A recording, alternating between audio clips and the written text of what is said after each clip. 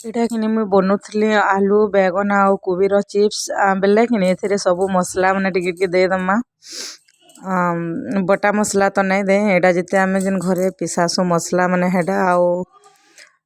Colour କୁ ଟିକେ ଟୁକା ନାଇଁ ଦେଲେ ଭଲ ନାଇଁ ହୁଏ ବେଲେ ଏଇଟା ଦେଇ ଦୁଆ ଦଉଥିଲି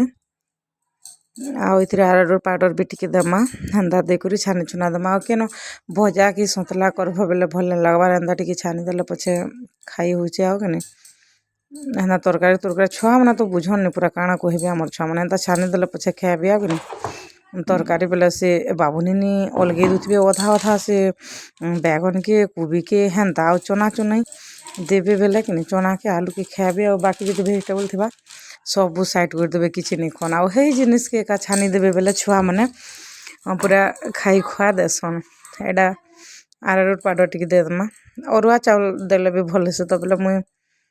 ଅରୁଆ ଚାଉଳ ନାଇଁ କରିନ ବେଲେ ଏଇଟା ଦେଇ ଦୁଆ ଦେମା ଆଉ ବନାମା କେନ୍ତା ହେବା ଯେ ବନେଇ ସାରିଲେ ଦେଖାମା ଆପଣମାନେ କାଣା ଦେସନ୍ କହିବେ ତ ରେସ୍ ବି ଦେସନ୍ ବାକି ଏଥିରେ ଯେ ରେସ୍ଟା ଥିଲା ହେଲେ ବେଲ୍ ବୁଲା ଅଛି ତ ବେଲେ ଦୁହା ଦୁହି ନାଇଁ କରିଥିବେ ବେଲେ କିନି ମୁଇଁ ରେସ୍ ନାଇଁ ଦେନ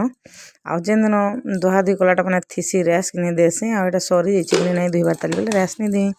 ଏତେ ସାମାନ ଦେଇକରି ବନେଇଛେ କେନ୍ତା ଲାଗ୍ବା ଯେ ବନେଇ ସାରିଲେ କହିମି।